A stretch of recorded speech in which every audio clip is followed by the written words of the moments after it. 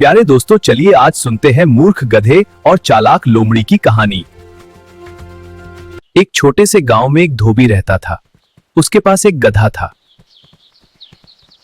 बेचारा गधा दिन भर भारी भारी कपड़ों की गठरियां ढोता और धोबी के साथ नदी तक जाता। सुबह से शाम तक काम करने के बाद रात को धोबी उसे खुला छोड़ देता ताकि वह खेतों में जाकर घास खा सके। गधा बहुत मेहनती था, लेकिन थोड़ा भोला भी था। एक रात वह पास के खेत में घास खा रहा था कि तभी उसकी मुलाकात एक चालाक लोमड़ी से हुई। नमस्ते दोस्त, तुम यहां नए लगते हो। हाँ, मैं धोबी का गधा हूं। दिन भर काम करता हूं और रात को खाना ढूंढने आता हूं। धीरे धीरे दोनों में दोस्ती हो गई। अब वे हर रात साथ साथ खेतों में जाते और ताजी सब्जियां खाते। लोमड़ी बहुत समझदार थी। वह हमेशा इधर उधर देखती रहती कि कहीं किसान आना जाए, लेकिन गधा बस पेट भर खाने में लगा रहता। एक रात वे दोनों खीरे के खेत में पहुंचे। अरे, वहां तो ढेर सारे हरे हरे रसदार खीरे लगे थे। वाह, आज तो मजा आ गया। दोनों ने खूब पेट भरकर खीरे खाए। गधे का पेट गोल मटोल हो गया। इतना खाने के बाद गधा बहुत खुश हो गया। वह खुशी से झूमने लगा। दोस्त लोमड़ी, मेरा मन गाना गाने का कर रहा है।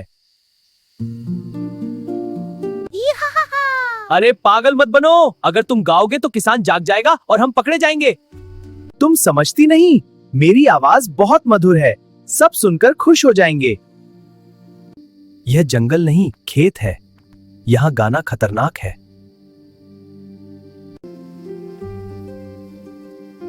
लेकिन मूर्ख गधे ने किसी की नहीं सुनी।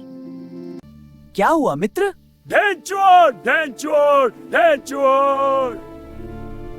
उसकी आवाज पूरे खेत में गूंज उठी। लोमड़ी तुरंत मौके से फरार हो गई। किसान की नींद खुल गई। वह गुस्से में लाठी लेकर खेत की ओर दौड़ा। अरे कौन है वहाँ? खेत से दूर रहो। अरे गधा, मेरे खीरे मत खा। उसने देखा कि गधा उसके खीरे खा रहा है और जोर जोर से चिल्ला रहा है। किसान ने गधे को पकड़ लिया और डंडे से उसकी खूब पिटाई की। बेचारा गधा दर्द से चिल्लाने लगा।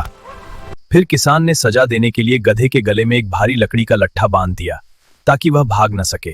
किसान के जाने के बाद गधा दर्द से जमीन पर गिर पड़ा। वह घायल था, थका हुआ था और बहुत दुखी भी। कुछ देर बाद उसने हिम्मत जुटाई और धीरे धीरे उठकर चलने लगा। भारी लट्ठा घसीटते हुए वह खेत से बाहर निकल आया। सुबह होते होते वह जंगल के किनारे पहुंचा, जहां लोमड़ी उसका इंतजार कर रही थी। दोस्त, मैंने तुम्हें पहले ही चेतावनी दी थी। अगर तुमने मेरी बात मान ली होती तो तुम्हें यह दुख नहीं सहना पड़ता। गधे ने शर्म से सिर झुका लिया। अब उसे अपनी मूर्खता का एहसास हो चुका था। उस दिन के बाद गधे ने कभी किसी की समझदारी भरी बात को हल्के में नहीं लिया। वह धीरे धीरे अपने गांव की ओर चल पड़ा, पहले से ज्यादा समझदार बनकर।